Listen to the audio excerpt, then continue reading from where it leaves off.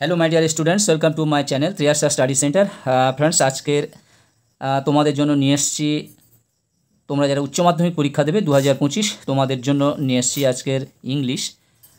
কালকের যেটি আমি তোমাদের জানিয়ে দিয়েছিলাম যে ইংলিশ 3 কোশ্চেন্স, ইংলিশ তোমাদের যে প্রোজ আছে 3 কোশ্চেন্স, এই 3 কোশ্চেন্স থেকে ইম্পর্টেন্ট বেশ কয়েকটি এসএ কিউ নিয়ে এসেছি। বেশ কয়েকটি বলতে মাত্র 13টি এসএ কিউ নিয়ে এসেছি। এর থেকে তোমাদের 2টি প্রশ্ন পড়বে এবং আশা করি তোমরা কমন পাবে। তোমরা জানো যে তোমাদের প্রত্যেকটি প্রশ্ন থেকে এবং প্রত্যেকটি পোয়েম থেকে 2টি করে প্রশ্ন আসে, 2টি করে প্রশ্ন আসে এবং তোমাদের 4টি প্রশ্নের উত্তর দিতে হয়। অর্থাৎ 8টি এসএ কিউ থাকে, 4টি প্রশ্নের উত্তর দিতে হয় এবং প্রত্যেকটি প্রোজ এবং পোয়েম থেকে 2টি করে প্রশ্ন থাকে। আজকে নিয়ে এসেছি তোমাদের 3 কোশ্চেন্স থেকে ইম্পর্টেন্ট অনলি 13 কোশ্চেন, 13টি প্রশ্ন, 13টি কোশ্চেন আছে এবং এর উত্তর। তোমরা এটি খুব ভালোভাবে তৈরি করে নাও, আশা করি এর থেকে 2টি প্রশ্ন তোমরা কমন পেয়ে যাবে। বন্ধুরা, তোমরা যারা ক্লাস 11-এ পড়ছো, কালকের আমি তোমাদের সকাল 8টা, সাড়ে 8টা, 9টার ভিতরে তোমাদের আমি ইংলিশের ভিডিওটি দেবো। আজকের আমি তৈরি করে উঠতে পারিনি, কারণ আমাদের ইন্টারনেটের অসুবিধার জন্য ভিডিও আপলোড করা খুব কঠিন হচ্ছে, সেই জন্য আমি দিতে পারিনি। কাল তোমরা যারা একাদশ শ্রেণীতে পড়ছো, তোমাদের ভিডিও কাল 9টার ভিতরে চলে যাবে। ইংলিশের সম্পূর্ণ সাজেশান অর্থাৎ লাস্ট মিনিট সাজেশান ক্লাস 11। আর তোমরা যারা দ্বাদশ শ্রেণীতে পড়ছো, তোমাদেরকে একটা কথা জানিয়ে রাখি, তোমাদের এই 11-এর পরীক্ষাটা শুরু হতে চলেছে আজকের থেকে অনেক স্কুলে শুরু হয়ে গেছে এবং 12 তারিখ থেকে অনেক স্কুলে শুরু হবে। এদের শুরু হয়ে গেলে আর 2-1 দিন পর থেকে তোমাদের 2টি করে সাজেশান যাবে মাঝে মাঝে, প্রত্যেক দিন এভরি ডে 8টা, সাড়ে 8টার ভিতরে যাবে, অর্থাৎ 8টার মধ্যে, এবং 7টা থেকে আমি শুরু করি যখন যেরকম হয়ে ওঠে, অর্থাৎ 7টা থেকে সাড়ে 8টার ভিতরে একটি ভিডিও যাবে এবং সকাল তোমাদের 9টা থেকে সাড়ে 9টার মধ্যে আর একটা ভিডিও যাবে। তোমাদের কোনো রকম অসুবিধা হবে না, এখন ক্লাস 11টা আছে বলে তোমাদের ভিডিও মাঝে সাঝে যাচ্ছে না। এসো একের দাগের প্রশ্ন। বন্ধুরা, তার আগে বলি, তোমরা যারা সাবস্ক্রাইব করোনি অবশ্যই তোমরা সাবস্ক্রাইব করে নাও এবং বন্ধুদেরকে লিঙ্ক বেশি বেশি করে শেয়ার করো। এসো একের দাগের প্রশ্ন। What was the second question of the tsar? Second কোশ্চেনটা কী ছিল? The second question of the tsar was who were the right people to listen to and avoid to whom. দেখো এখানে তোমরা যারা একটু কাঁচা আছো, তোমাদের জন্য আমি লিখেই দিয়েছি, 2টি শব্দ লিখে দিয়েছি। যেগুলো তোমাদের অসুবিধা হবে, যে শব্দগুলো, সেই শব্দগুলো আমি লিখে তার উচ্চারণ লিখে এবং তার মানে লিখে দিয়েছি, তাহলে তোমাদের বুঝতে খুবই সুবিধা হবে। অ্যাভয়েড এড়িয়ে চলা, লিসেন মানে শোনা। তারপর দেখো, where did the tsar fall asleep? কোথায় জার ঘুমিয়ে পড়েছিল? The tsar crouched down on the threshold, এটা একসঙ্গে আছে, threshold, and fell asleep because he was very tired after the hard labour of the day. The tsar crouched মানে গুটিয়ে শুটিয়ে, অর্থাৎ গুটি শুটি মেরে শুয়েছিল। থ্রেশহোল্ড মানে চৌকাঠ, দরজার যে চৌকাঠ আছে সেই চৌকাঠের ওপরে গুটি শুটি মেরে বা কুঁচকিয়ে শুয়েছিল। অ্যান্ড ফেল অ্যাসলিপ, ঘুমিয়ে পড়েছিল, because he was very tired, কারণ সে ছিল খুবই ক্লান্ত, after the hard labour of the day, ওই দিনে কঠোর পরিশ্রমের পর। খুবই সহজ ভাষায় দেওয়া আছে। দেখো, ক্রাউজড গুটি শুটি মেরে, থ্রেশহোল্ড চৌকাঠ, এখানে আমি তোমাদের দিয়ে দিয়েছি। এর দেখের প্রশ্ন, whom did the hermit receive? The hermit received only common people, অর্থাৎ হারমিট সন্ন্যাসী কাদেরকে গ্রহণ করেন? The hermit received only common people, কেবলমাত্র সাধারণ মানুষকে গ্রহণ করেন। How did the tsar meet the hermit? কেমন করে জার হারমিটের সঙ্গে দেখা করেছিল? The tsar put on simple cloth, সাদাসিধে কাপড় চোপড় পরেছিলেন। Got off from his horse, তার ঘোড়া থেকে নেমেছিলেন।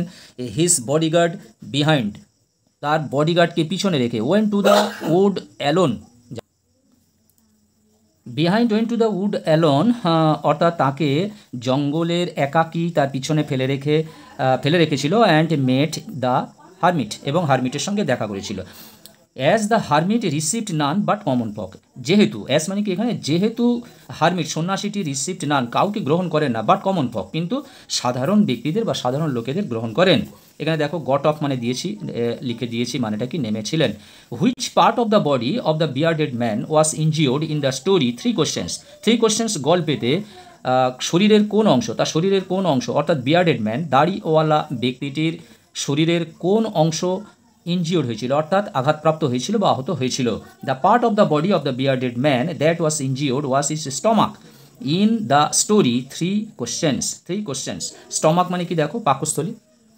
6 দাগের প্রশ্ন, what did the wounded man promise the tsar? What did the wounded man, আহত ব্যক্তিটি প্রমিস দ্য জার, জারের কাছে কি প্রমিস বা প্রতিজ্ঞা করেছিল, প্রমিস মানে প্রতিজ্ঞা করেছিল। The wounded man promised him that if the jar allows him and if he lives then he would serve the jar as his most faithful slave and even would bid his sons to do the same। দেখো যার যদি অনুমতি দেন যে তার সঙ্গে থাকার অর্থাৎ তাকে রাখার, তাহলে তাকে মোস্ট ফেথফুল স্লেভ অর্থাৎ খুব বিশ্বস্ততার সঙ্গে তার দাসগিরি করবে এবং তাকে সেবা করবে। ইভেন এমনকি উড বিড হিজ সন্স, এবং তার ছেলেরাও ওই একইভাবে তাকে তার কথা মেনে চলবে। এখানে দেখো সার্ভ মানে সেবা করা, স্লেভ মানে দাস। Why did the tsar put on simple cloth before meeting the hermit, the hermit received only common folk so the tsar kept his real identity a secret and put on simple cloth। The hermit received only common people, অর্থাৎ সন্ন্যাসীটি কেবলমাত্র সাধারণ ব্যক্তিদেরকে গ্রহণ করেন, তাই the tsar kept his real identity, tsar রেখেছিলেন তার প্রকৃত পরিচয় এ সিক্রেট, একটা গোপনীয়তার মাধ্যমে, একটা গোপনে, and put on simple cloth, এবং তাই তিনি সাধারণ পোশাক পরেছিলেন। What was the hermit doing when the tsar came to take leave of him, what was the hermit doing, hermit কী করছিল, সন্ন্যাসী কী করছিল, when the tsar came to take leave of him, যখন সেখান থেকে ছেড়ে চলে আসে অর্থাৎ হারমিটকে রেখে চলে আসে। The hermit was sewing seeds, hermit sewing seeds বীজ বপন করছিলেন, ইন দ্য বেডস যেখানে তিনি বীজটা বুনবেন সেই জায়গাটা, অর্থাৎ যেখানে তিনি মাটি খুঁড়েছিলেন সেই জায়গার উপরে তিনি বীজ বপন করছিলেন। That had been dug yesterday, অর্থাৎ গতকাল। When the tsar came to take leave of him, এখানে দেখো সোয়িং মানে বপন করছিল, সিডস মানে বীজ। বন্ধুরা ভিডিওটি অনেক লং হয়ে যাচ্ছে, এবার এটা তোমরা দেখে নাও, আমি আর পড়ছি না, প্রশ্নটা পড়ে দিচ্ছি। What according to the hermit is the most important thing to do, according to the hermit the most important is to do good to that person with whom we are at present। Why was the bearded man a sworn enemy of the jar? The bearded man took the jar as his enemy because the jar had executed his brother and seized his property। এটা কি নিশ্চয়ই বুঝতে পারছো কেন দাড়িওয়ালা ব্যক্তিটি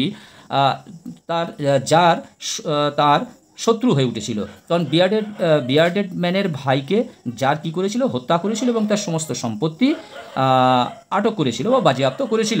why did bearded men come to the tsar, why did learned men, কেন শিক্ষিত ব্যক্তিরা কাম টু দ্য জার, জারের কাছে এসেছিল। Learned men came to the tsar to give answers to his 3 questions hoping to get the reward that the tsar had announced. 12 number প্রশ্ন দেখো, what was the first questions that the tsar thought of, the first question that the tsar thought of was what was the right time to begin everything. What was the hermit doing when the jar came to visit him? The hermit was digging the ground, digging মানে কি মাটি খুঁড়ছিল, এখানে দেওয়া আছে দেখো খুঁড়ছিল, ground মানে মাটি, in front of his heart when the jar came to visit him। Friends আজকের মতো ভিডিওটি শেষ করলাম, তোমরা আবার গতকাল আরেকটি বিষয়ের উপর ভিডিও পাবে, সেটি আমি আজকে রাত্রে তোমাদের পোস্ট করে দেবো কোন ভিডিও আমি ছাড়বো। তোমরা অবশ্যই চ্যানেলটি সাবস্ক্রাইব করে নাও এবং লিঙ্ক শেয়ার করো। তোমরা সবাই ভালো থাকবে, সুস্থ থাকবে, আবার কথা হবে নেক্সট ভিডিওতে। তোমাদের সকলকে অসংখ্য ধন্যবাদ।